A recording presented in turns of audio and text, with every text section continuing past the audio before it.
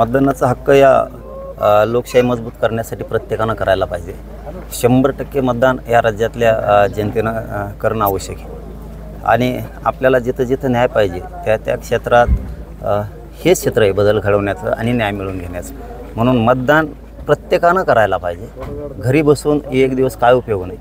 तुम्हाला जर अपेक्षा आहेत गोरगरीब जनतेला न्यायाच्या तर तुम्हाला मतदान करावंच लागणार आहे. त्याशिवाय बदल होणार नाही. प्रत्येक महाराष्ट्रातल्या मतदार बांधवांना माझी विनंती की आपण 100% मतदान करावं. दादा काय वाटतं तुम्हाला कोणाचं सरकारी? अरे सरकार कसं सांगता येईल आताच 23 तारखेला सांगतो. 23ला सगळ्याला दिसेल.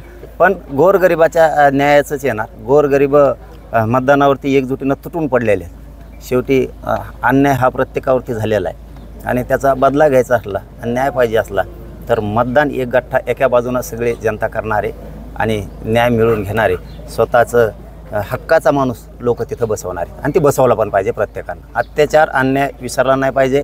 झालेला त्रास झालेल्या वेदना कधी विसरल्या नाही पाहिजेत. कारण तुम्ही जर आत्ता विसरलात, आत्ता जर भावनिक झालात मा पाहुणा आहे मा मित्र हे उमेदवार हे आमकाय तमकाय तर तुम्ही कधीच तुमच्या लेकराला मुलाला न्याय नाही देऊ शकत.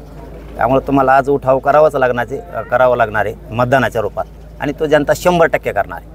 लाठीचार्ज झाल्याचा बदला यावेळेला मराठा समाज जो आहे तो सरसकट गेला असं वाटतं. डोळे झाकलेले नाही समाजाला.